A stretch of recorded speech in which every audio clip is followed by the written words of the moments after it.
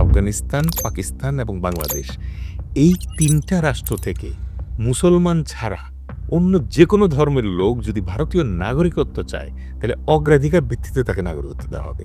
বাংলাদেশ কিন্তু এই মুহূর্তে ভারতের জন্য খুব ইম্পর্ট্যান্ট। নাগা আলাদা হয়ে যেতে চায়, এদিকে দেখবে আসাম আলাদা হয়ে যেতে চায়, এখন তো পশ্চিমবঙ্গও গরম হয়ে গেছে। ইভেন এদের যে আন্দোলনগুলো আছে, এগুলো বাংলাদেশের স্বাধীনতা আন্দোলনের চেয়ে পুরাতন আন্দোলন। এই ২৪-এর পরে যখন ভারত ডক্টর মোহাম্মদ ইউনূসকে মৌলবাদী ট্যাগ দেওয়ার চেষ্টা করলো এবং বাংলাদেশে ধরেন মাইনরিটি কার্ড খেলার চেষ্টা করলো, ফলাফল কি হইল? উম্মা কিন্তু উম্মাকে খুঁজে নেয়। অবশ্যই পাকিস্তান কিন্তু আস্তে আস্তে আবার বাংলাদেশে ঘনিষ্ঠ হওয়ার শুরু করছিল। কারণ এই অখণ্ড ভারত আর গ্রেটার ইসরায়েল, এগুলো হচ্ছে পৃথিবীর যাবতীয় নষ্টের মূল। সুপ্রিয় দর্শক, আসসালামু আলাইকুম। গ্রিনজের ভিডিওর আজকের দিনে সবাইকে স্বাগত। আপনাদের সাথে আছি আমি মোহাম্মদ ইকরামুল হাসান রোহানি। আজ আমরা কথা বলবো বাংলাদেশ সেনাবাহিনীর সাবেক মেজর ডেনিস খানের সাথে। আপনাকে আন্তরিক শুভেচ্ছা ও অভিনন্দন। আপনাকে অসংখ্য ধন্যবাদ। আচ্ছা, আমরা তাহলে সরাসরি মূল আলোচনায় চলে যাই। আজ আমরা কথা বলবো পশ্চিমবঙ্গে নির্বাচনে কি শেখ হাসিনার সময়ের মতো ইলেকশন ইঞ্জিনিয়ারিং হয়েছে, এ বিষয়ে আপনার পর্যবেক্ষণ কি? ধন্যবাদ। মানে এটা খুব স্ট্র্যাটেজিক একটা কোশ্চেন। শুনতে খুব সহজ মনে হলেও আমি এটাকে অবশ্যই খুব স্ট্র্যাটেজিক বলবো এই কারণে যে, যেটা আপনি বললেন যে মানে পশ্চিমবঙ্গের নির্বাচন এবং বাংলাদেশের নির্বাচন, দুইটার ভেতরে কিন্তু ধরেন মডেলগত পার্থক্য আছে। জি, মডেলগত পার্থক্যের ভেতরে প্রথমেই যেটা আমি বলবো সেটা হচ্ছে যে বাংলাদেশের নির্বাচন একটা জাতীয় নির্বাচন, আর আপনি যদি মানে পশ্চিমবঙ্গের নির্বাচন বলেন তো একটা প্রদেশের নির্বাচন, একটা প্রাদেশিক নির্বাচন।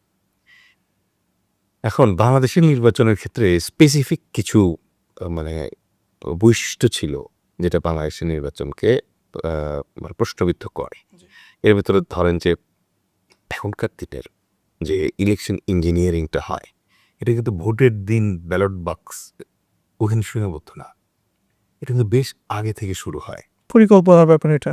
এখানে ধরেন যে মিডিয়া জড়িত থাকে, ন্যারেটিভের জড়িত থাকে, তারপরে ধরেন যারা এই ইলেকশন ইঞ্জিনিয়ারিং প্রসেসের সাথে জড়িত থাকবে, এটা বিশাল বড় একটা টিম ওয়ার্কের ব্যাপার থাকে।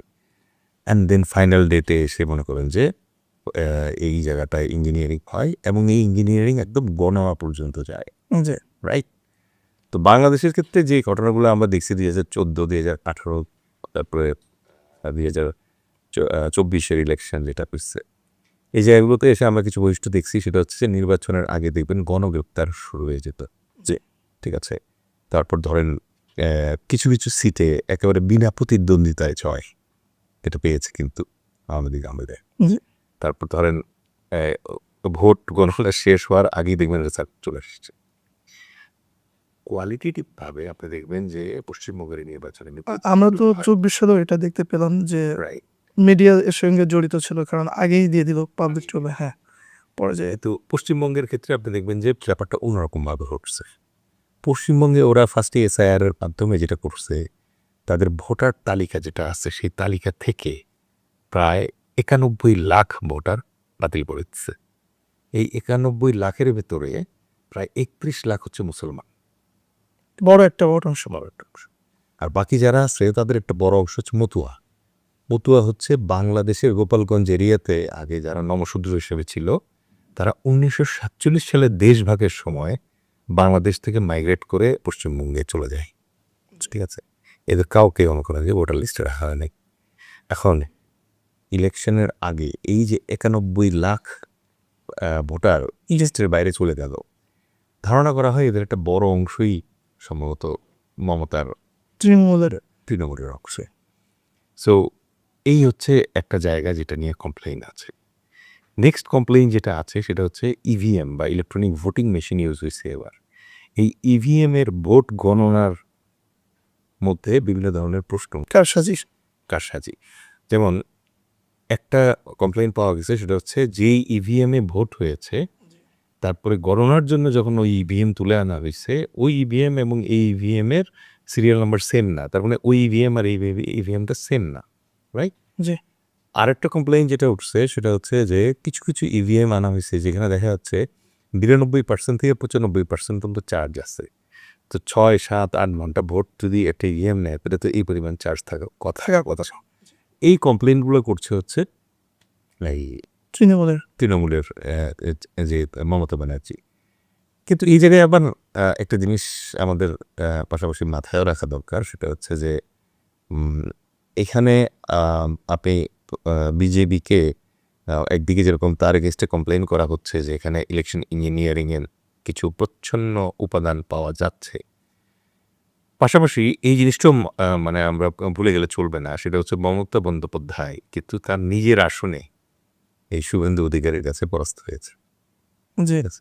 সুতরাং তৃণমূল কংগ্রেসের যে এই গত ১৫ বছরের যে শাসনকালটা ছিল এখানে কিন্তু অনেক ধরনের দুর্নীতির অভিযোগ ছিল।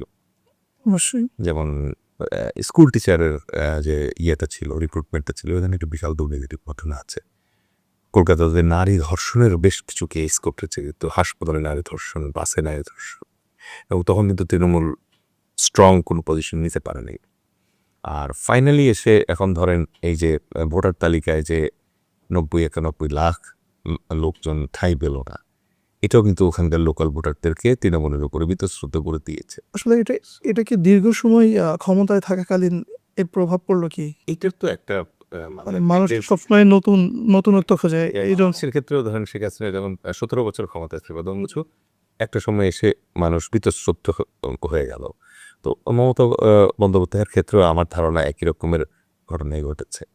সুতরাং আমি যদি কনক্লুড করার জন্য বলি তাহলে আপনি যে তুলনাটা করলেন যে বাংলাদেশি নির্বাচনের যে ইঞ্জিনিয়ারিং এবং ওদের নির্বাচনের যে ইঞ্জিনিয়ারিং, এইটা কার্বন কপি পেস্ট না, বাট বাংলাদেশেরটা অনেক বেশি হার্ড, স্ট্রং, ভিজিবল। তো জাপানের রাষ্ট্রদূত কিন্তু বলেই ফেলছিলেন যে এই পরিমাণ ইলেকশন ইঞ্জিনিয়ারিং তার ক্যারিয়ারে তিনি কখনো দেখেন নাই।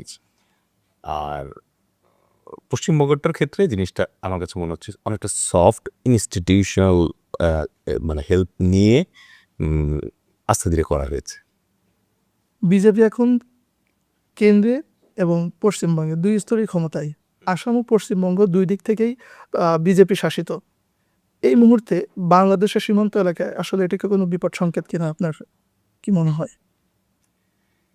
এই যে ভূরাজনৈতিক সমীকরণটা এটা আপনি কেবল মানে ইমোশন দিয়ে বোঝার বিষয়।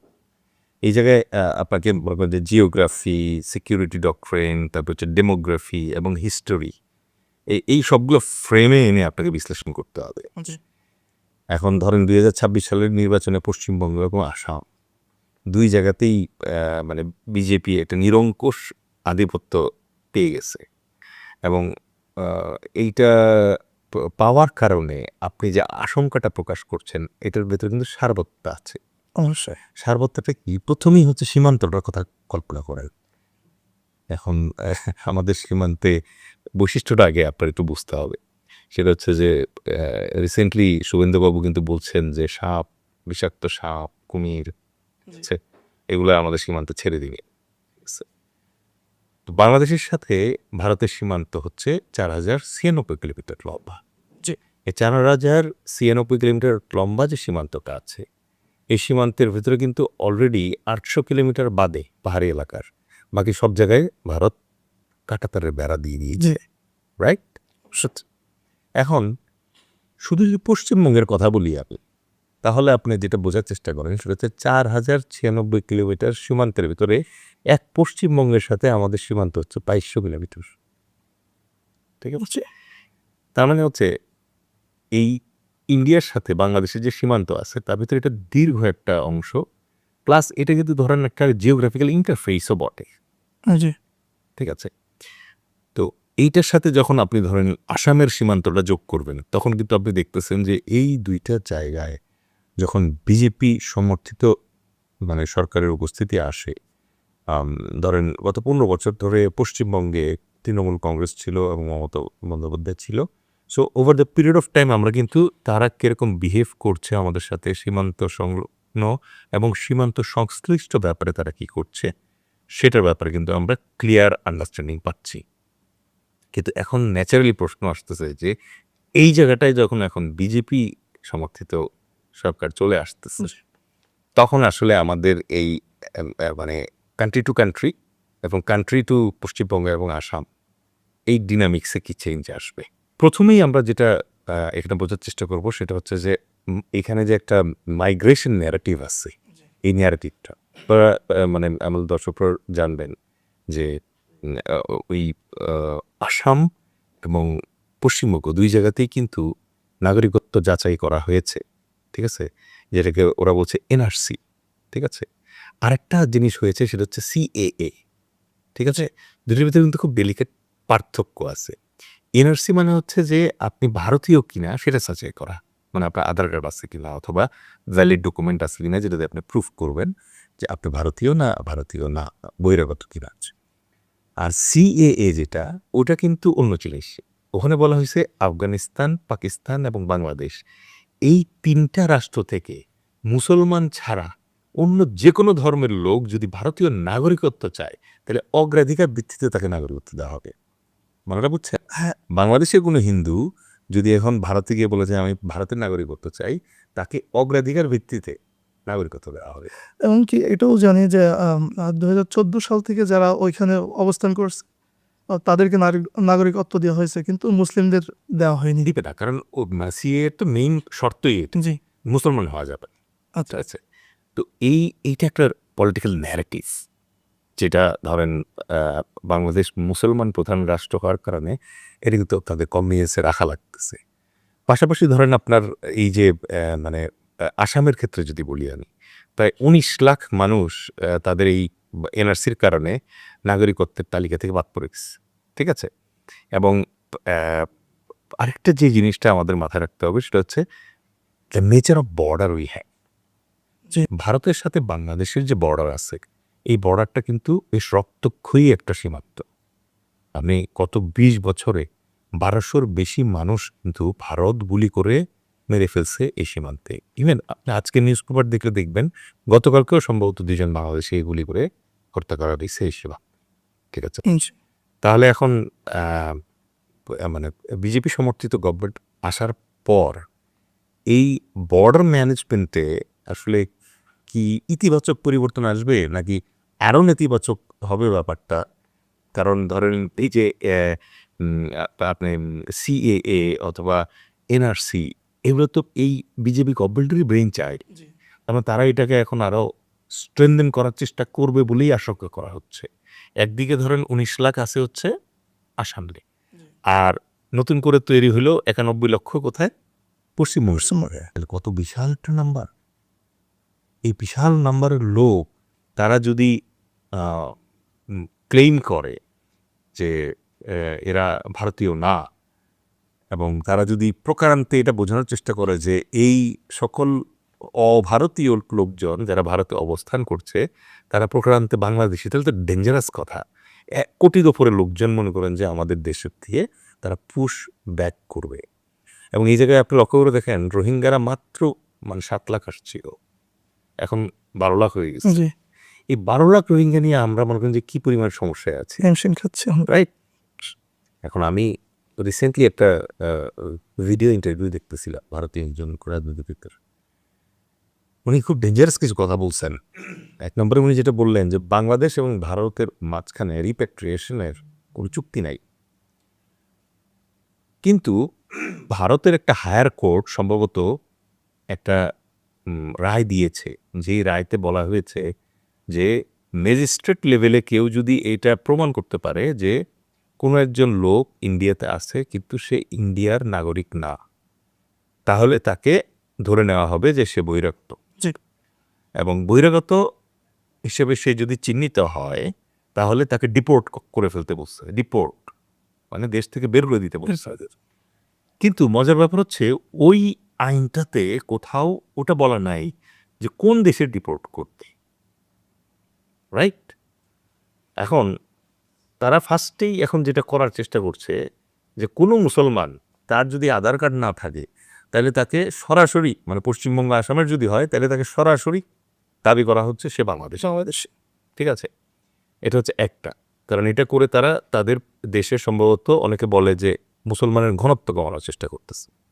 31 লাখ দেখেন পশ্চিমবঙ্গে, 31 লাখ 19 লাখ হচ্ছে আসাম। আসলে তারা হয়তো মানে এর ভেতরে তো কিছু হয়তো ধরেন অবৈধ হইতেও পারে, ঠিক আছে, কিন্তু 31 লাখ আর মনে করেন যে এদিকে 19 লাখ তো হইতেই পারে। এত বড় সংখ্যা তো ঠিক কখনো আছে। সম্ভব।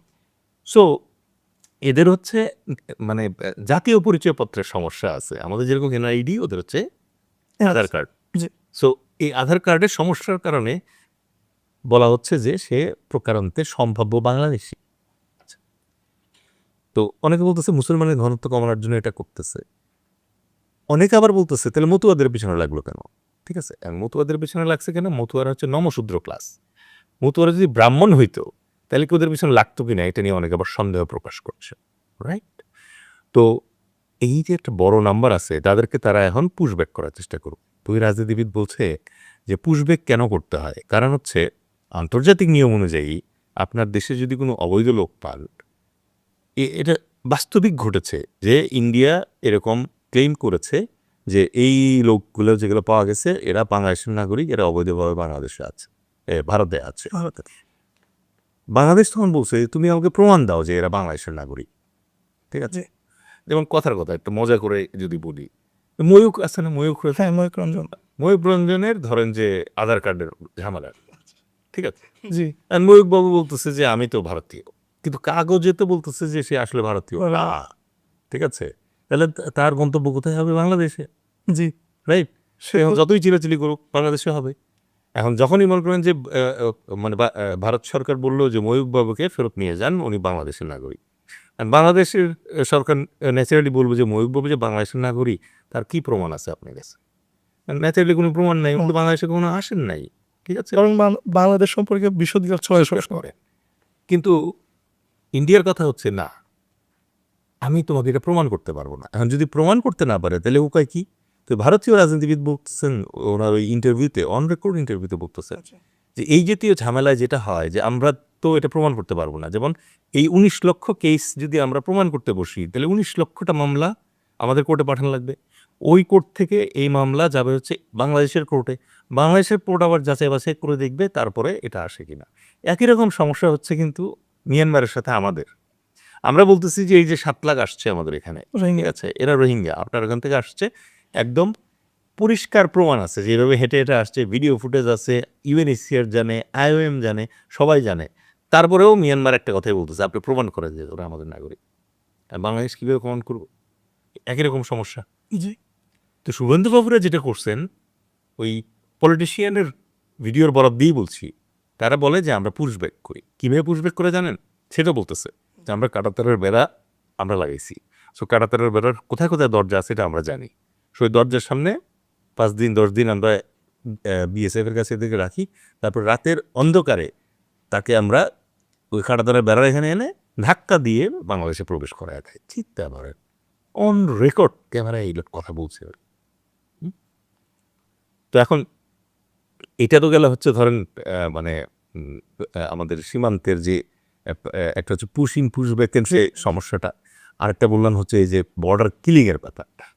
নেক্সট যেটা আছে সেটা হচ্ছে ধরেন মানে স্পেশালি পশ্চিমবঙ্গ এবং আসামের সাথে আমাদের ইন্টার রিলেটেড মেজর ইস্যু যেটা, সেটা হচ্ছে তিস্তা নদীর পানি বন্টন সমস্যা।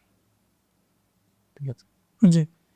এখানে খুব ইন্টারেস্টিং একটা সমস্যা। কেন ইন্টারেস্টিং আমি বলতেছি, ধরেন 2011 সালে মনমোহন সিং যখন মানে বাংলাদেশ ভিজিটে আসবেন, তখনই কিন্তু চূড়ান্ত হয়ে গেছিল যে উনি আসলে পরে তিস্তা নদীর পানি বন্টনটা নিয়ে চুক্তি হবে আমাদের সাথে।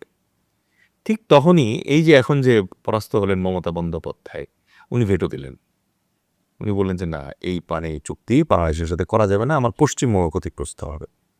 তখন দিল্লি বলল যে দেখেন আমাদের তো একটা বাধ্যবাধকতা আছে যে আমরা কেন্দ্র থেকে সিদ্ধান্ত নিই ঠিকই, কিন্তু রাজ্য যদি রাজি না হয় তাহলে আমাদের আসলে কিছু করার নেই। এইটা এই 2026 সাল পর্যন্ত কিন্তু ওভাবেই ঝুলে আছে। ঠিক আছে, তো এখন যেহেতু বিজেপি গভর্নমেন্ট আসতেছে, তাহলে কেন্দ্রেও বিজেপি গভর্নমেন্ট আছে, নরেন্দ্র মোদী, আর ধরেন পশ্চিমবঙ্গে এখন আছে হচ্ছে শুভেন্দু অধিকারী। দেখার বিষয় হচ্ছে যে এতদিন তারা মমতার কথা বলে যে জিনিসটা থেকে রাখছিল, এটা কি তারা এখন ওপেন করে কিনা, দেখার বিষয় অবশ্যই। এটা কিন্তু দেখার বিষয়। এবং এই জায়গাটাতে ধরেন আমাদের মানে বাংলাদেশকে আবার একটা জিনিস মাথায় রাখতে হবে, সেটা হচ্ছে যে বাংলাদেশ কিন্তু এই মুহূর্তে ভারতের জন্য খুব ইম্পর্ট্যান্ট। কেন ইম্পর্ট্যান্ট? মূলত বড় দাগে বললে দুইটা কারণে ইম্পর্ট্যান্ট। নাম্বার ওয়ান কারণ হচ্ছে যে মেইনল্যান্ড ইন্ডিয়া থেকে সেভেন সিস্টার্সের যে কানেক্টিভিটি আছে, এই কানেক্টিভিটিটা ওই যে ছোট্ট শিলিগুড়ি করিডোর বাদ দিয়ে সেখানে বাংলাদেশ হয়ে যদি যেতে চায় তারা, তাহলে কিন্তু বাংলাদেশের সাথে তাদের খুব ভালো সম্পর্ক। সম্পর্ক রাখতো। কারণ কলকাতা থেকে আগরতলা যেতে ওই শিলিগুড়ি করিডোর হয়ে লাগে হচ্ছে 1400 কিলোমিটার ক্রস করতে হয়। আর যদি বাংলাদেশের ভেতর দিয়ে তারা যেতে পারে ট্রানজিট ইউজ করে, তাহলে 450 থেকে 500 অথবা 550 কিলোমিটার এক্স করতেছে। ফুয়েল কস্ট বাড়তেছে, ট্রাভেল টাইম মানে বাড়তেছে ওদিক দিয়ে ঘুরে যাওয়ার কারণে। সো এই ট্রানজিটটা কিন্তু তারা আমাদের কাছে চায়। আর আরেকটা যেটা আছে সেটা হচ্ছে যে এই রিজিওনাল সিকিউরিটি কোঅপারেশনের একটা প্রশ্ন আছে। রিজিওনাল সিকিউরিটি কোঅপারেশনের প্রশ্ন কেন? বাংলাদেশ কিন্তু রিসেন্টলি দেখবেন টেরোরিস্টদের এগেইনস্টে, মৌলবাদের এগেইনস্টে, ফান্ডামেন্টালিজমের যে এগেইনস্টে কিন্তু রাষ্ট্রীয়ভাবে একটা পদক্ষেপ নিয়েছে। কাউন্টার টেরোরিজম পদক্ষেপ যেগুলো আছে, অ্যান্টি টেরোরিজম পদক্ষেপ যেগুলো আছে। এখন এইটা কিন্তু ভারতের জন্য খুব অ্যাডভান্টেজিয়াস একটা জিনিস। কারণ হচ্ছে ভারতের কিন্তু প্রায় 7টা বিচ্ছিন্নতাবাদী আন্দোলন চলতেছে ওর এখন। এই নাগা আলাদা হয়ে যেতে চায়, এদিকে দেখবে আসাম আলাদা হয়ে যেতে চায়, এখানে তো পশ্চিমবঙ্গও গরম হয়ে গেছে। এখানে তো পশ্চিমবঙ্গে তো আগে থেকে নকশালদের মানে নকশালিস্টদের তারপর চলছে। ইভেন এদের যে আন্দোলনগুলো আছে, এগুলো বাংলাদেশের স্বাধীনতা আন্দোলনের চেয়ে পুরাতন আন্দোলন। জি, কিন্তু মানে আল্লাহ আমাদেরকে নসিব করছে, এই জন্য আমরা স্বাধীন হয়েছি। হয়। স্বাধীনতা আল্লাহ আমাদের মানে সেই নসিব দিছে যে আমরা স্বাধীনতার স্বাদ পাচ্ছি, ঠিক আছে। কিন্তু ওই যে রাষ্ট্রগুলো আছে তাদের ওইটা হয় নাই। সুতরাং এই জায়গায় কিন্তু অনেক ধরনের টেরোরিজম, আর্মস স্মাগলিং, অনেক ধরনের কিছু হয়। সো বাংলাদেশ যেহেতু এই ড্রাইভটা দেয় এবং বাংলাদেশের ভূমি ব্যবহার করে ওইসব জায়গায় কোনো ধরনের নাশকতার মানে সুযোগ যেহেতু বাংলাদেশ দেয় না, সুতরাং বাংলাদেশের এই সাপোর্টটা কিন্তু রিজিয়নাল সিকিউরিটি ইনফ্রাস্ট্রাকচার যেটা আছে অবশ্যই। সেটাকে ঠিক রাখার জন্য এবং ভারতের সুবিধা কাজে লাগানোর জন্য বাংলাদেশকে তাদের দরকার, ঠিক আছে। তো এই জন্য মানে বিজেপি গভর্নমেন্ট আসছে, এবং আমরা এই জায়গায় ওয়াচফুল থাকবো যে আসলে বিজেপি গভর্নমেন্ট আমাদের সাথে যে রিলেশনটা আছে, বাংলাদেশের সাথে যে রিলেশনটা আছে, এই রিলেশনটাকে কতটুকু আপহেল্ড করে। এখন শুভেন্দুবাবু যে ধরনের বক্তব্য দেওয়া শুরু করছে, যেমন ধরেন শেখ হাসিনা বৈধ প্রধানমন্ত্রী এবং শাহজালাল বিমানবন্দরে আসলে করে সবাইকে সেলুট করে তাকে গ্রহণ করতে হবে। আমার কাছে মনে হয় যে এই ধরনের বিস্ফোরক মন্তব্য যদি তারা করতে থাকে, আর হিন্দু ব্রতবাদ যেটা আছে সেটা যদি তারা প্রমোট করতে থাকে, তাহলে সম্ভবত আমাদের দুইটা দেশের ভেতরে মানে রিলেশন ডেভেলপ করাটা খুব ডিফিকাল্ট হয়ে যাবে। কারণ হচ্ছে যে বাংলাদেশ কিন্তু এখন আর কোনো এই বাফার স্টেট না, বাংলাদেশ বড় এখন ব্রিজ। সুতরাং এই জিনিসটাকে মাথায় রেখে মানে ভারতকেও ভাবতে হবে, আর আমাদেরকেও ভাবতে হবে যে স্ট্র্যাটেজিক যে অটোনমিটা আমাদের আছে, আমাদের কিন্তু বে অফ বেঙ্গল আমাদের, বঙ্গোপসাগর আমাদের, এটা কিন্তু অনেক শক্তিশালী একটা জিনিস আমাদের হাতে আছে। আর সবচেয়ে শক্তিশালী জিনিস যেটা, সেটা হচ্ছে বাংলাদেশের জনগণ। বিশাল একটা জনগণ আমাদের আছে এবং এর মেজরিটি হচ্ছে মুসলিম। সুতরাং আমরা কিন্তু যে কোনো ধরনের মানে অপমান, যে কোনো ধরনের প্রতারণা, এসবের এগেনস্টে কিন্তু একাট্টা হয়ে উম্মার শক্তি নিয়ে একসাথে কিন্তু দাঁড়ায় যেতে পারি। তার জ্বলন্ত প্রমাণ হচ্ছে শেখ হাসিনা বিতাড়িত। সামান্য রাজাকার কথা বলাতে তাকে আমি বললাম যে বিজেপির যে মানে পরিবর্তনটা আসছে, রাজ্য সরকার এবং কেন্দ্র সরকার যেহেতু এখন একই সুরে গাথা, জি, সুতরাং তাদের উচিত হবে বাংলাদেশের সাথে একটা ন্যায্যতা এবং পারস্পরিক শ্রদ্ধার সম্পর্ক পুনঃস্থাপন করা। এনআরসি আর সিএ একসাথে কার্যকর হলে বাংলাদেশে যে পুশিন হচ্ছে বা বাংলাদেশ কি আইনগতভাবে পুশিন হওয়া মানুষগুলো গ্রহণ করতে বাধ্য, এই পরিস্থিতি মোকাবেলা করতে বাংলাদেশের কি কি পদক্ষেপ নেওয়া উচিত বলে মনে করেন? ধন্যবাদ। এই যে প্রশ্নটা করলেন, যেটা আমাদের সাউথ এশিয়ান জিও পলিটিক্সের সবচেয়ে মিসআন্ডারস্টুড কিন্তু সবচেয়ে এক্সপ্লোসিভ বিষয়গুলোর একটা। এটার মানে একেবারে সোজা আনসার যদি আমি দেই যে কেউই পুশব্যাককে বাধ্য না, না। ঠিক আছে। বাট এটাকে একটু এক্সপ্লেইন করার প্রয়োজন আছে। কারণ মানে একটা হচ্ছে কিতাব, মানে আইনের কথা যেটা কিতাবে লেখা থাকে, ঠিক আছে? জি কিন্তু এখানে কিন্তু আরও কিছু ব্যাপার কাজ করে, যেমন ধরেন আপনার পাওয়ার, ডিপ্লোমেসি, বর্ডার প্রেশার এবং ন্যারেটিভের যুদ্ধ। তো এই জায়গাটায় মানে আমরা যদি যেতে চাই তাহলে ফার্স্টে আমাদেরকে যে জিনিসটা বুঝতে হবে সেটা হচ্ছে যে আমাদের এই এনআরসি এবং সিএ এই ২ টা জিনিস। তো একটু আগে কিন্তু আমি জিনিসটা পরিষ্কার করলাম যে জি এনআরসি মানে হচ্ছে আপনি ভারতীয় কিনা সেটা প্রমাণ করার। বাট সিএ মানে হচ্ছে আপনি মুসলিম কিনা। যদি মুসলিম না হন কিন্তু আপনি আফগানিস্তান, পাকিস্তান এবং বাংলাদেশ এই ৩ টা রাষ্ট্রের নাগরিক, তাইলে আপনাকে অগ্রাধিকার ভিত্তিতে নাগরিকত্ব দেওয়া হবে। ঠিক আছে? এখন মানে আসামের যে মানে এক্সপেরিয়েন্সটা আমরা মানে দেখলাম সেটা হচ্ছে ২০১৯ সালে প্রায় ১৯ লাখ মানুষকে তারা তালিকা থেকে বাদ দিল এবং আ এইটা তারা চেষ্টা করছিল মাস স্কেলে বাংলাদেশে ডিপোর্ট করে দিতে। কিন্তু বাংলাদেশ সরকার বলছে যে, "তুমি প্রমাণ করো যে এরা বাংলাদেশী।" ঠিক আছে? জি এখন ধরেন তারা বলতেছে যে ১৯৬৫ সালে জমির কোনো দলিল দেখাইতে পারলে তাইলে আমি ধরে নিব যে তুমি ভারতের নাগরিক। আর কথা হচ্ছে একটা বৃদ্ধ মানুষ ১৯৬৫ সালের একটা জমির দলিল দেখাইতে পারবে না বলেই কি সে ভারতীয় না? কারণ ১৯৪৭ সালের থেকে তো মাইগ্রেশন চলছে। জি তখন ধরেন এই যে মতুয়াদের কথাই বলি। এই মতুয়ারা ছিল হচ্ছে গোপালগঞ্জের আশেপাশের এলাকায় নিম্নবর্ণের হিন্দু। তো এখন এরা ১৯৪৭ সালে যখন দেশ ভাগ হলো ভারত এবং পাকিস্তান, তখন তারা ভয় পেয়ে কিন্তু মাইগ্রেট করে পশ্চিমবঙ্গে চলে আসে। আবার পশ্চিমবঙ্গের অনেক মুসলমানরা মাইগ্রেট করে এখানে আসছে। তো এই মাইগ্রেশনটাকে এখন ইন্ডিয়া ইচ্ছাকৃতভাবে জটিল করে ফেলতেছে। ঠিক আছে? এই যে জটিলতাটা, এই জটিলতার কারণে কিন্তু মানে অ্যা ভারত বারবার বাংলাদেশকে পুশ করতেছে। ইভেন আপনি ২ দিন আগেও দেখবেন যে ভারতের যেটা পররাষ্ট্র মন্ত্রণালয়ের যে মুখপাত্র, সে আমাদের বাংলাদেশকে বলছে যে, "আপনাদের সাথে আমাদের প্রায় ২,০০০ এর বেশি এরকম নাগরিকত্ব পরিষ্কারের ব্যাপারটা নিয়ে মামলা চলে আসছে। এগুলা কেয়ার করেন।" ঠিক আছে? কিন্তু বাংলাদেশের পক্ষ থেকে কিন্তু মানে বারবার বলা হইছে যে, এখানে কোনো ব্ল্যাঙ্কেট যে মানে এগ্রিমেন্ট ওরকম কোনো কিছু কিন্তু আমাদের ভিতরে নাই। যে আপনি বললেই আমাকে নিয়ে আসতে হবে। অথবা আপনি চাইলেই মানে রাতের আঁধারে আমার দেশে বারবার ঢুকায় দিন।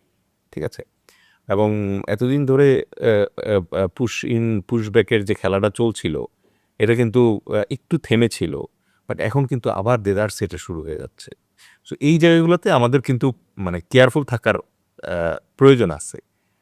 আর ধরেন এই যে পুশিনের যে একটা আনুষ্ঠানিক চাপ ভারত বাংলাদেশকে কন্টিনিউয়াস দেওয়ার চেষ্টা করে, এই জিনিসটাই তো বেআইনি, জি তাই না? আপনি দেখেন কতগুলো বেআইনি কাজ করতেছে। একটা হচ্ছে বাংলাদেশ থেকে কেউ যদি মানে নিরস্ত্র অবস্থায় ব্যবসায়িক কারণে হোক অথবা ধরলাম আমি চোরা কারবারি যারা আছে, ওরকম কারণেই হোক, তারা সীমান্ত অতিক্রম করার যে চেষ্টা করে। আপনি তো কাঁটাতারের বেড়া দিয়েছেন। তো আপনি তো ধরতে পারছেন তাকে। তো তাকে পাকড়াও করেন। পাকড়াও করে আপনি মানে জেল দেন, জরিমানা দেন অথবা আইনের হাতে তুলে দেন। আপনারা সেটা করেন না। আপনারা কি করেন? গুলি করেন। ফেলানি। একটা ছোট্ট মেয়ে বাচ্চা। ও কি বিএসএফ এর কাউরে কোনো ক্ষতি করতে পারত? জি না মেয়েটা পালাচ্ছিল। জি সেই মেয়েটাকে গুলি করে তার ডেড বডি মনে করেন যে তার কাটার বেড়ার উপরে ঝুলায় রাখছে। আম এইটা তো মনে করেন যে মানে বাংলাদেশকে অপমান করা, বাংলাদেশের সার্বভৌমত্বকে অপমান করার চেষ্টা করছে। এইটা সীমান্তে কখনোই গ্রহণযোগ্য না। তাই তো? এখন ওরা এই কাজগুলা করে এই কারণে এটার পিছনে কিন্তু একটু পলিটিক্স আছে। তারা একদিক থেকে এনআরসি আর একদিক থেকে সিএ ২ টাকে বান্ডেল করে। বান্ডেল করে পাবলিকের ভেতরে, পাবলিক মানে হচ্ছে ভোটার যারা তাদের ভিতরে একটা আতঙ্ক ছড়ায় দেয়। কি ধরনের আতঙ্ক? আপনার ধরেন চাকরি চলে যাবে। কারণ নাগরিকত্ব না থাকলে চাঁদা খেতে হবে। তারপর ধরেন কালচার চেঞ্জ হয়ে যাবে। ভয় দেখাচ্ছে তুমি এখন উপায় কি? উপায় হচ্ছে কেউ যদি মুসলমান থাকে প্রোগ্রামতে হিন্দু ধর্ম গ্রহণ করতে হবে। সো এটা কিন্তু একটা ইনডাইরেক্ট প্রেশার। অবশ্যই ধর্ম মানে পৃথিবীতে একটা বাস্তবতা যেটা সেটা হচ্ছে যে আপনি দেখবেন এখন বড়, বড় স্পোর্টসম্যান ইভেন মোহাম্মদ আলীর কথা চিন্তা করেন। গ্রেটেস্ট বক্সার্স ওয়ার্ল্ড সে মুসলিম জন্মগ্রহণ করছে। টাইসনও সম্ভবত ইসলাম জন্মগ্রহণ করছে। তারপরে বড়, বড় পলিটিশিয়ান অনেক বিজ্ঞ ব্যক্তি, পণ্ডিত যারা তারা একসময় কোরআনের যে ইয়েটা আছে, এসেন্সটা আছে, এটাতে মুগ্ধ হয়ে আলো ছড়াইছে এবং ইসলামের অবলম্বন করছে। অবশ্যই আর ওরা হিন্দু বানাচ্ছে কিভাবে? প্রেশার দিয়ে প্রেশার দিয়ে। তো এই জায়গাটাও তো মানবিকভাবে ঠিক না। ঠিক আছে? আপনি কয়জন বিখ্যাত ব্যক্তিকে দেখছেন যে হিন্দু ধর্ম গ্রহণ করতেছে? না। ১ জন ২ জন বাদ দিয়ে কিছু আছে। যেমন ইসকনের দেয়া সিন্নি খেয়ে, খেয়ে মানে বেঁচে ছিল যারা, জি ঠিক আছে? এরকম একজন হচ্ছে স্টিভ জবস। সে মনে করেন যে একসময় হিন্দু ধর্ম গ্রহণ করছে বলে শোনা গেছে। বাট দেন আমি পূজা পার্বণে কখনো তারা দেখি নাই। তো বাকি যেটা আছে এই জায়গায় ইসলামের যে মাহাত্ম্য আছে, এই মাহাত্ম্যটাকে ছোট করার জন্য যেমন শুভেন্দুবাবু তো আরও বিস্ফোরক বক্তব্য গতকাল বললেন, সেটা হচ্ছে যে আম ভারতের মাটি থেকে মুসলমান নেতাদের নাম মুছে দিবে তারা। ঠিক আছে? এটা এখন তাদের প্রবলেম। আমি ধর্মীয় অংশটাতে যাব না। কারণ আমরা আরেকটা বিষয় দেখলাম তো যে মসজিদ বাড়ি নামে একটা জায়গা ছিল সেখানে আপনার নাম চেঞ্জ, নাম চেঞ্জ করে দিয়েছে এবং ঠিক আছে? তো এই যে জিনিসগুলো করছে, এগুলো তো ধরেন আরএসএস ব্যাকড একটা মানে সরকার হচ্ছে বিজেপি। জি বাংলাদেশের ক্ষেত্রে যেটা হয়েছে আমরা মুসলমান ঠিকই, কিন্তু খুব ভদ্র মুসলমান হতে গিয়ে আমরা মনে করি যে হয়েছি। বাট এখানে না একটা আশঙ্কা থেকে যায় ভাই। আশঙ্কাটা হচ্ছে যখন আরএসএস, বজরং দল তারা যখন বেশি চাপাচাপি করবে, আর এটা যখন সীমান্ত ক্রস করে আমাদের এদিকে চলে আসবে, আর আমাদের দেশের হিন্দু ভাইয়েরা যারা আছে তারা যদি বাংলাদেশের সার্বভৌমত্ব স্বাধীনতার প্রতি আস্থা রাখতে না পারে, তখন কিন্তু মুসলমানদের ভেতরে দেখবেন খালিদ ব্রিগেড, ইয়া আলী ব্রিগেড, এরকম ব্রিগেডে উত্থান ঘটছে। মানে থামাইতে পারবেন না। তখন আপনি এটা থামাইতে পারবেন না। সুতরাং এই উগ্রবাদ যেটা আছে, এটা চাপায় দেওয়ার চেষ্টা করলে কিন্তু সমস্যা। এবং দেখেন এই যে ভারত যতই চাপানোর চেষ্টা করতেছে, এই ২৪-এর পরে যখন ভারত বা ডক্টর মোহাম্মদ ইউনূসকে মানে মৌলবাদী মানে ট্যাগ দেওয়ার চেষ্টা ছিল এবং বাংলাদেশে ধরেন মাইনরিটি কার্ড খেলার চেষ্টা করলো, ফলাফল কি হইল? উম্মা কিন্তু উম্মাকে খুঁজে নেয়। অবশ্যই পাকিস্তান কিন্তু আস্তে, আস্তে আবার বাংলাদেশে ঘনিষ্ঠ হওয়ার শুরু করছে করাচি ঢাকা ফ্লাইট আবার আসতে শুরু করলো, রাইট? জি এখন ধরেন পাকিস্তান তো দীর্ঘদিন ধরেই শক্তিশালী রাষ্ট্র, শক্তিশালী মানে সামরিকভাবে শক্তিশালী বললাম। জি তো ১৯৬০-এর দশকে যখন কাবা ঘর অবরোধ করলো একজন ভদ্রলোক, মানে কাবা ঘর সিজ করে ফেলছে বন্ধুবান্ধব নিয়ে, তখন কিন্তু পাকিস্তান থেকে কমান্ডোরা গিয়ে কাবা ঘর উদ্ধার করে এবং সেই থেকে ১৯৬০ সাল থেকে পাকিস্তান আর্মি কাবাঘর সহ অন্যান্য প্রোটেকশন দেয়। ইরান ইরাক যুদ্ধের সময় আরও বাড়লো। আর আপনারা অনেকেই জানবেন এই বছর এপ্রিল মাসের ১১ তারিখ আরও ১৩,০০০ নতুন পাকিস্তানি সৈন্য গেছে সৌদি আরব প্রোটেকশন দেওয়ার জন্য, প্লাস ১০টা জেএফসি বিমান গেছে, ওই যে রাফাল বিমান ফেলে দিছে ওই বিমান, আর সাথে আরও ৮টা বোধহয় কার্গো C-32 কার্গো বিমান গেছে। এটা কেন গেছে? কারণ সৌদি আরব হঠাৎ করে দেখলো যে আমেরিকার ঘাঁটি তো আসলে ইরান ধ্বংস করে দিচ্ছে। কারণ ইরানের কাছে কোত্থেকে এই তথ্য আছে এটা ইরান জানে শুধু। নিখুঁতভাবে সে ধ্বংস করে দিচ্ছে ওখানে। দাঁড়াতেই পারতেছে না আমেরিকারও জেনে। তারা পিছাইতে, পিছাইতে এখন হরমুজের আশেপাশে এসে দাঁড়ায় আছে। সেই জায়গা থেকে যখন সৌদি আরব দেখলো আমার তো নিজের প্রতিরক্ষা নাই, তখন আগে থেকে যেহেতু সে পাকিস্তানি মানে সৈন্যদের দিয়ে তার নিরাপত্তা দেয়, আমার প্রবাসী ভাইরা যারা আছেন তারা আমার চেয়ে ভালো বলতে পারবেন, যারা মিডল ইস্টে থাকেন। অনেক জায়গায় কিন্তু পাকিস্তানি সৈন্যরা মানে কাজ দেয়। জি। রাজপরিবারকে, তারপর কাবাকে, তারপরে ধরেন অনেক কেটিআইকে কাজ দেয়।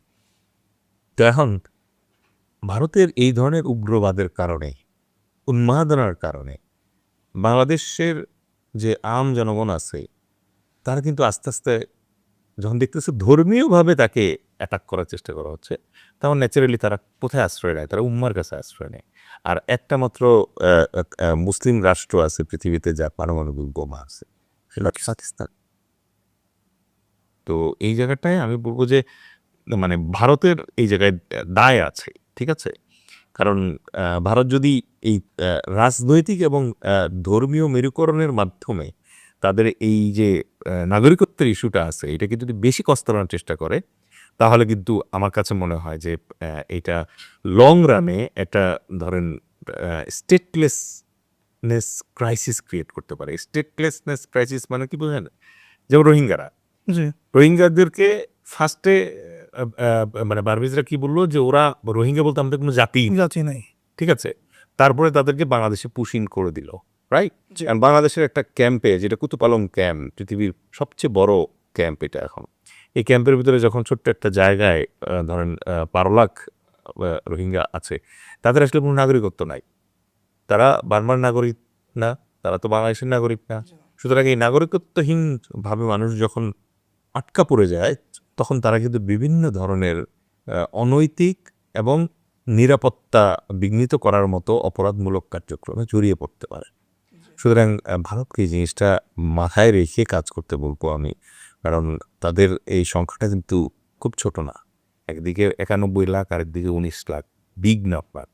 এবং তারা যদি এটা ভুলেও ভেবে থাকে যে এটা বাংলাদেশে তারা প্রবেশ করানোর চেষ্টা করবে, এইটা আন্তর্জাতিক সম্প্রদায় মেনে নেবে না, আর বাংলাদেশের জনগণ তো অবশ্যই এটা মেনে নেবে। মমতা বন্দ্যোপাধ্যায় তো 2011 সাল থেকে তিস্তা চুক্তি আটকে রেখেছিলেন।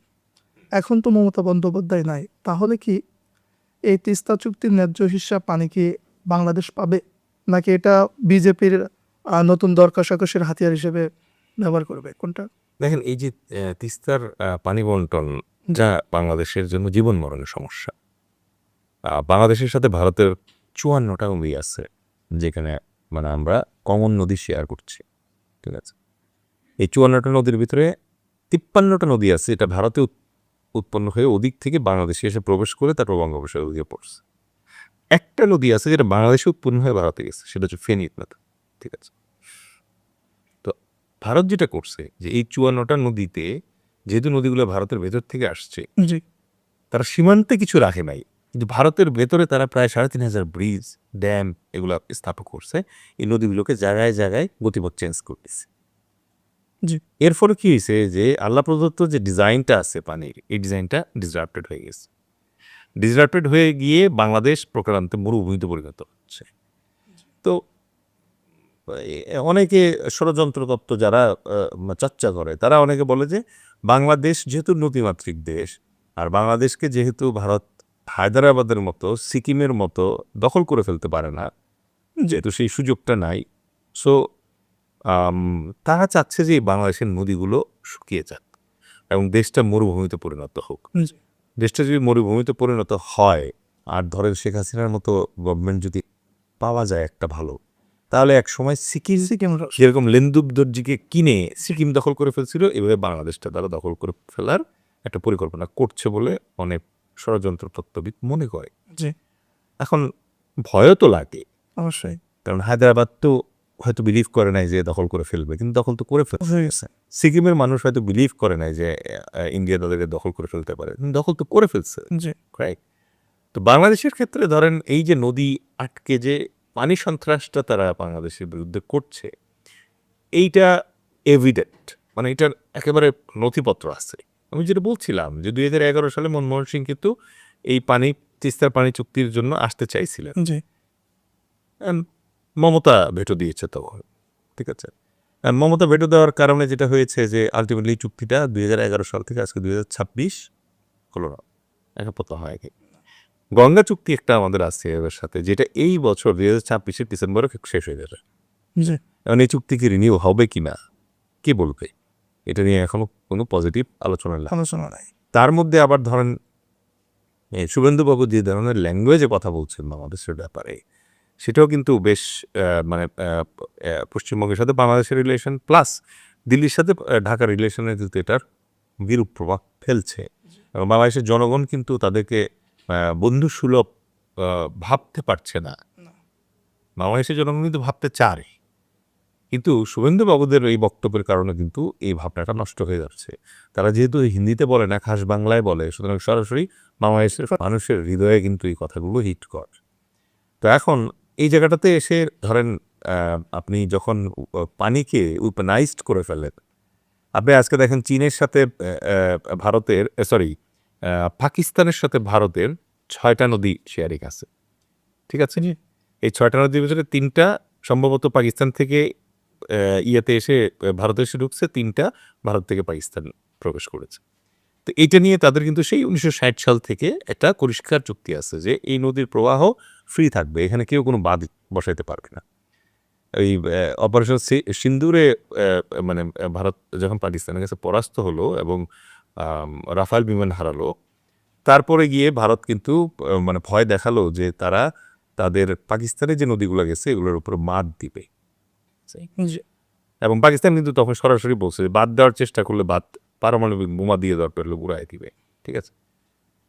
বাংলাদেশে তো পারমাণবিক বোমা নেই, না। তাহলে বাংলাদেশ কি করবে, ঠিক আছে? জি।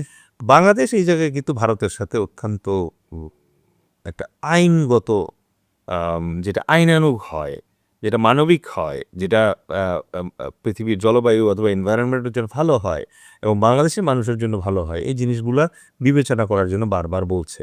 জি। এখন ভারত যেহেতু উজানের দেশ, তাদের কিন্তু এই জায়গায় দায়িত্ব আছে।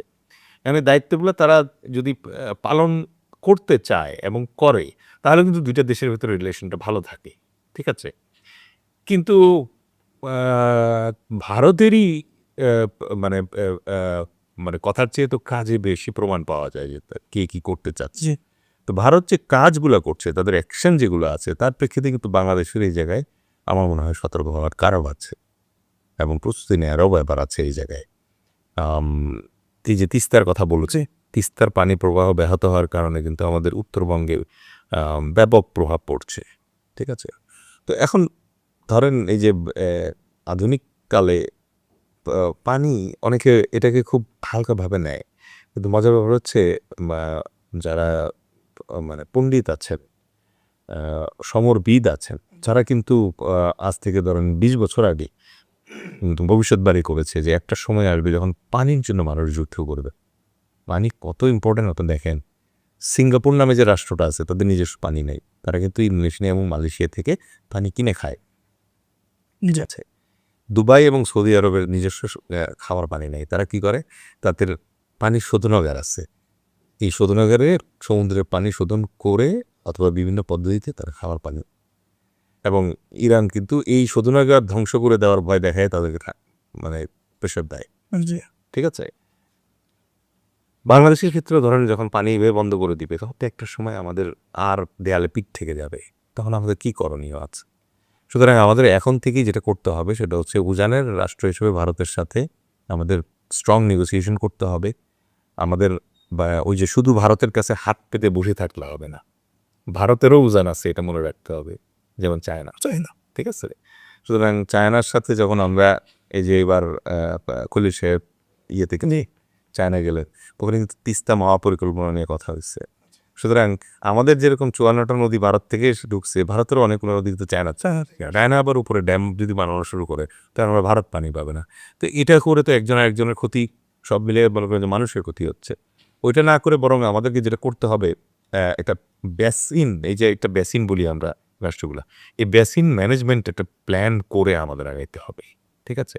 এবং এই জায়গায় মানে সিজনাল যে ফ্লো ম্যাপিং, পানি কোন সিজনে কতটুকু কোথায় থাকে, এই ফ্লো ম্যাপিংটা আজ থেকে ১০০ বছর আগের থেকে এখন পর্যন্ত যেটা আছে, এই ফ্লো ম্যাপিংটাকে কন্টিনিউ করে সেটা যতটা সম্ভব আল্লাহ যেভাবে দিছিল ওভাবে রাখার চেষ্টা করতে হবে। অনেকে আবার বলে যে স্যাটেলাইট হাইড্রোগ্রাফি ডাটা এবং ক্লাইমেট অ্যাডাপ্টেশনের ব্যাপারে আমাদের জয়েন্টলি কাজ করতে হবে, একত্রে কাজ করতে হবে। এবং ভারত এবং বাংলাদেশকে অথবা পশ্চিমবঙ্গ, আসাম এবং বাংলাদেশকে এই যে জয়েন্ট রিজার্ভার, পানির রিজার্ভার প্ল্যানিং, ওইটাও করতে হবে। মানে এই জায়গায় এসে শুধু সীমান্ত দিয়ে, কাঁটাতারের বেড়া দিয়ে আপনি এই নদীগুলোকে আটকাতে পারবেন না। জি। তো এই জায়গাটাতে এসে ধরেন ওদের পছন্দ যখন হইলো তখন নদী আটকায় রাখলো, পানি আটকায় রাখলো। আবার যখন পানি বর্ষায় উপচায় পড়বে তখন আবার ওরা হঠাৎ করে ছেড়ে দিয়ে আমাদেরকে ভাসায় দিবে। এটা আর কাহাতাক চলবে? এটা চলার কোনো সুযোগ নাই। আমার মনে হয় যে এই জায়গায় মানে স্ট্র্যাটেজিক্যালি আমাদের মানে একটা এই কমপ্লেক্স যে ইকুয়েশনটা আছে, এই ইকুয়েশনটাতে মানে একটা সিদ্ধান্তে পৌঁছাইতে হবে। কারণ আপনি দেখবেন যে কিছু চুক্তি আছে টেকনিক্যালি সোজা, কিছু চুক্তি আছে টেকনিক্যালি সোজা, কিন্তু পলিটিক্যালি খুব ডিফিকাল্ট। তো এই যে মানে গঙ্গা এবং তিস্তার যে ব্যাপারটা আছে, এটাও ওরকম। সুতরাং আমার মনে হয় যে উভয় দেশ এবং উভয় দেশের ডিপ্লোম্যাট যারা আছে, স্পেশালি ওয়াটার ডিপ্লোমেসি এক্সপার্ট যারা আছে, তাদের এখানে বসতে হবে এবং পানির ব্যাপারে আন্তর্জাতিক আইন আছে, ওই আইনের সহায়তা নেওয়া লাগবে। ভারতই বান্দাই না যে সোজা কথায় সে আমাদের কথা শুনতে। ভারতের কেন্দ্র যদি শোনে তাহলে তো রাজ্য শোনে না। ঠিক আছে? সুতরাং এই জায়গায় আমাদেরকে মানে কবে যেমন ইউরোপিয়ান একজন পণ্ডিত বলছে যে ভারত নাকি খুব সহসে ভেঙে পড়বে, অনেকগুলো টুকরা হয়ে যাবে। এবার তো দেখি থালাপতি বিজয় দারুণভাবে দাঁড়ায় গেছে। এখন পৃথিবীর বিভিন্ন দেশ ভাঙতেছে, যেমন শুনলাম ইউনাইটেড আরব আমিরাত নামে যে একটা রাষ্ট্র আছে, সেই রাষ্ট্রের ভিতর থেকে শারজাহ নামের যে আমিরাতটা আছে সে নাকি আলাদা হয়ে যাচ্ছে, আলাদা রাষ্ট্র হয়ে যাচ্ছে, হতে চাচ্ছে। তো এরকম তো হইতেই পারে, সোভিয়েত ইউনিয়ন ভেঙে গিয়ে দিচ্ছেন, কতগুলো ছোটো ছোটো রাষ্ট্র হয়েছে। এখন ধরেন এই যে ভারত যেটা আছে, ভারতও যদি মানে তাদের এই ধরনের পলিটিশিয়ানদের দুর্বলতার কারণে যদি ভেঙে যায়, কষ্ট পাবো আমরা, ঠিক আছে, বাট ঠিক আছে, ওইটা বাস্তবতা, হয়তো ওরকম হবে। তো ওই রকম যদি পরিস্থিতির সৃষ্টি হয়, তারপরে যদি আমরা পানির ন্যায্য হিস্সা পাই, এটা তো আমরা চাই না। আমরা চাই ভারত অটুট থাকুক, তাদের যে অখণ্ড ভারত স্বপ্ন আছে, ওই স্বপ্ন থেকে নিজেদেরকে কন্ট্রোল করুক, কারণ এই অখণ্ড ভারত আর গ্রেটার ইসরায়েল এগুলো হচ্ছে পৃথিবীর যাবতীয় নষ্টের মূল, ঠিক আছে। সুতরাং এগুলোর থেকে তাদের মানে সুবোধ উদয় হোক, এবং তারা এই জায়গাটাতে একটা কমপ্লিট বেসিন যে ম্যাপিং আছে, এই ম্যাপিংটা মানে ইনট্যাক্ট রাখুক, এবং বাংলাদেশের মানুষকে তারা বাংলাদেশের মানুষ ভাবুক, এবং বাংলাদেশের প্রধানমন্ত্রীকে তাদের মুখ্যমন্ত্রী না ভাবুক। চীন তিস্তা প্রকল্পে অর্থায়ন করতে চেয়েছিল, ভারত এটাকে কিভাবে দেখছে, এবং বাংলাদেশকে এই কার্ডটা মানে ব্যবহার করতে পারবে? ধন্যবাদ। চীন বাংলাদেশে কেন মানে ইনভেস্ট করতে চায়, এটা বোঝার জন্য আপনাকে বে অফ বেঙ্গলের যে গুরুত্বটা সেটা বুঝতে হচ্ছে।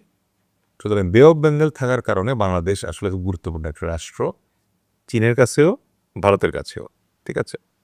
তো এখন যখনই মানে বাংলাদেশে চীন বিনিয়োগ করতে চায়, তখন ভারত ন্যাচারালি খুব তটস্থ বোধ করে, এই কারণে ভারতে যখন চীনের প্রভাব বেড়ে যাবে, তখন ভারতের মানে নিজস্ব অস্তিত্ব এবং ভারতের অর্থনীতি এবং ভারতের যে অন্যান্য অ্যাডভান্টেজগুলো আছে, রিজিওনাল অ্যাডভান্টেজগুলো আছে, এগুলো কমে যাবে।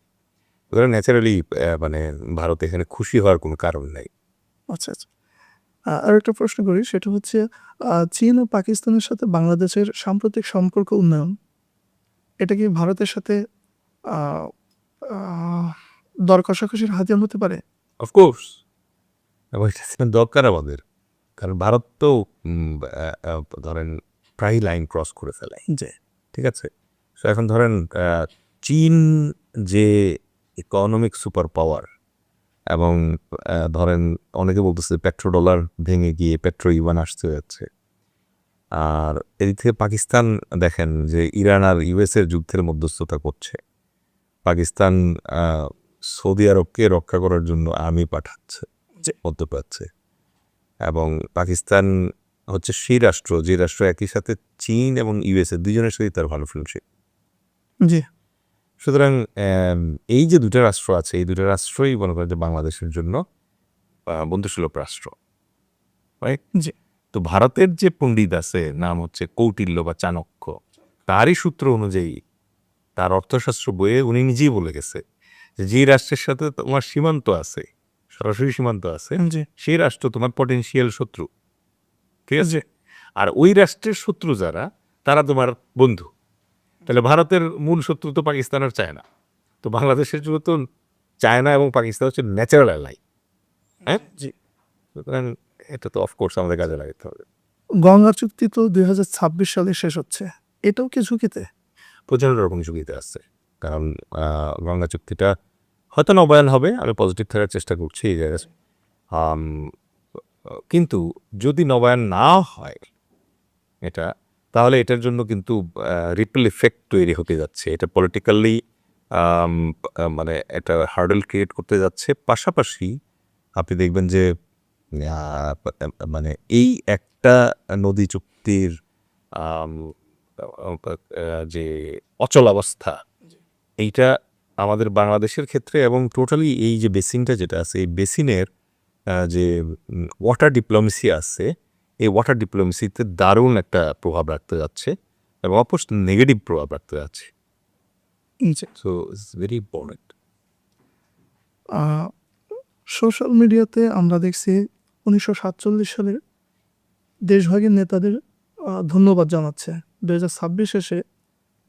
2026-এর আলোয় আপনি এই দেশভাগকে কীভাবে মূল্যায়ন করবেন? খুব সংক্ষেপে যদি বলি, জি 1947 সালের দেশভাগে কিন্তু বেশ কিছু ভুল ছিল, যেমন ধরেন পাঞ্জাব একটা একটা মাত্র মানে ঐতিহাসিকভাবে একটা জায়গা ওটাকে হঠাৎ করে দুই ভাগ করে দিচ্ছে।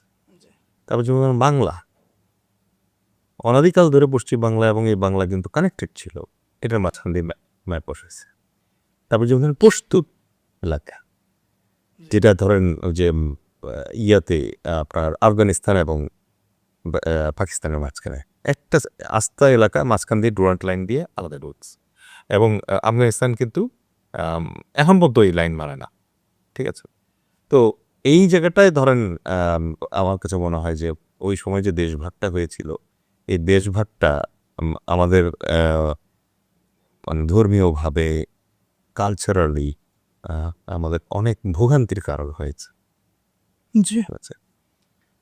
তো জানি না সামনে কি হবে, বাট সামনে অলরেডি মানে যৌক্তিকভাবে এটা সবাই বুঝতে শুরু করছে যে এই যে কাজগুলা ব্রিটিশরা করে দিয়ে গেছে, এগুলোর পিছনে আসলে অত্যন্ত ঘৃণ্য কিছু এভিল ইন্টেনশন বা অসৎ ইচ্ছা ছিল, ঠিক আছে, যেন আমাদের এই অঞ্চলটা কন্টিনিউয়াস মানে বিভিন্ন ধরনের যুদ্ধ, বিগ্রহ, সংঘর্ষ, সংঘাতের ভেতরে জড়িয়ে থাকে। হচ্ছে আমার সীমান্ত। বাট দেন আমি বিলিভ করি যে একটা সময় হয়তো ভারতে, পাকিস্তানে, বাংলাদেশে, নেপালে, ভুটানে, শ্রীলঙ্কায় পজিটিভ নেতৃত্ব উঠে আসবে, যারা ওই যে শহীদ প্রেসিডেন্ট জিয়াউর রহমানের যে সার্কের যে থিমটা ছিল, এই থিমটাকে আপহোল করতে পারবে। ইউরোপের রাষ্ট্ররা যদি নিজেদের ভিতরে ইউরো চালু করতে পারে, তা আমরা 7টা দেশ কি আমাদের নিজেদের এক ধরনের মুদ্রা চালু করতে পারি? ইউরোপিয়ানরা যদি তাদের নিজেদের ভিতরে ভিসা ফ্রি মুভমেন্ট এনশিওর করতে পারে, তাহলে এখানে সমস্যা কই? মানে আপনি যদি সেই মহাভারতের আমল থেকে এই ভারতীয় উপমহাদেশ কল্পনা করেন, ওটা তো একটা চাঙ্ক ছিল, মানে এটার ভেতরে কিন্তু যার যার নিজস্ব এন্টিটি ছিল, আইডেন্টিটি ছিল, কিন্তু একই সাথে তারা কিন্তু কম্প্রোমাইজ করে নাই, আইডেন্টিটি কম্প্রোমাইজ করে নাই, কিন্তু একই সাথে তারা কিন্তু একটা বৃহত্তর উপমহাদেশ হিসেবেই ছিল। যখন গ্রিক বীর আলেকজান্ডার ভারতবর্ষ বিজয়ের জন্য আসলেন, জি। তখন কিন্তু এখানে অনেক ছোট ছোট অনেকগুলো রাজ্য ছিল, কিন্তু তারা কিন্তু একত্রে ভারতবর্ষ ছিল, ঠিক আছে। সো ইউরোপ হইতে পারছে, অস্ট্রেলিয়া, নিউজিল্যান্ড মিলে অস্ট্রেলিয়া হইতে পারছে, কানাডা, মেক্সিকো, আমেরিকা মিলে আমেরিকা হইতে পারছে, ঠিক আছে। কিন্তু আমরা ভারতবর্ষ কিন্তু একত্রে ওই মানসিকতা একত্র হইতে পারি নাই। কেন পারি নাই? তার মূল কারণ হচ্ছে যে ভারতের কিছু মানে উগ্রবাদী নেতৃস্থানীয় যারা আছে, তারা জোর করে অখণ্ড ভারত বানানোর চেষ্টা করতেছে। ওইটার দরকার ছিল না, জি। ঠিক আছে। অনুষ্ঠানের শেষ পর্যায়ে তো আমরা জানতে চাচ্ছি, সব মিলিয়ে বাংলাদেশের সামনে সর্বশেষ মানে সব মিলিয়ে বাংলাদেশের সামনে 3টি চ্যালেঞ্জ এবং কি সুযোগ আছে আপনার কাছে, এই মতামত জানতে চাচ্ছি। বাংলাদেশের জন্য আপনি যদি আজকে আলোচনা যেহেতু ইন্ডিয়ান পয়েন্ট অফ ভিউ থেকে, আমি ওই পয়েন্ট অফ ভিউ থেকে বলি। নাম্বার 1 চ্যালেঞ্জ যেটা বাংলাদেশের জন্য, সেটা হচ্ছে নদী নিয়ে সমস্যা যেটা আছে, এটা আমাদের সিদ্ধান্তে পৌঁছাতে হবে। ইন্টারন্যাশনাল কোর্টে যেতে হলে ইন্টারন্যাশনাল কোর্টে যেতে হবে, আর ভারতের সাথে যদি আলোচনা করে কথা বলা যায় তাহলে সেটাও করতে হবে। 2 নম্বর চ্যালেঞ্জ যেটা, সেটা হচ্ছে সীমান্ত হত্যা বন্ধ, ঠিক আছে।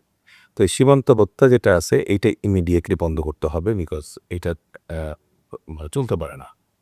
আর তৃতীয় চ্যালেঞ্জ যেটা, সেটা আমি ফিল করি যে ভারতকে নিশ্চিত করতে হবে যে বাংলাদেশের যত অপকর্মকারী, অপরাধী, সন্ত্রাসী, কিছু আছে কনভিক্টেড, অভিযুক্ত, কিছু আছে প্রমাণিত দাগী আসামি, এরা সবাই যেন ভারতে গিয়ে কমফোর্টেবল ফিল না করে, এটা নিশ্চিত করতে হবে। বাংলাদেশের মনে করেন যে সরকার প্রধান থেকে শুরু করে সিসকা চোর কিছু একটা করেই করে কি বর্ডারটা ক্রস করে ওপরে জি। কমফোর্টেবল দেয়া, এটা বন্ধ করতে হবে।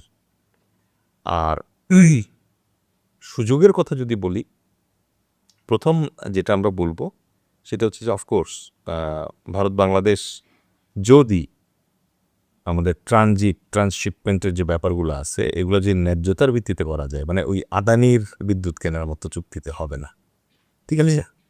নতুন করে ন্যায্যতার ভিত্তিতে ঠান্ডা মাথায় তুমি আমার ঈদের ট্রানজিট চাচ্ছ, তোমার ট্রানজিট দিব এই শর্তে এই ভাড়ায়। টোটালি দাদাগিরি চলবে না আমাদের। রাইট, ওটা করে লাভ নেই, ঠিক আছে।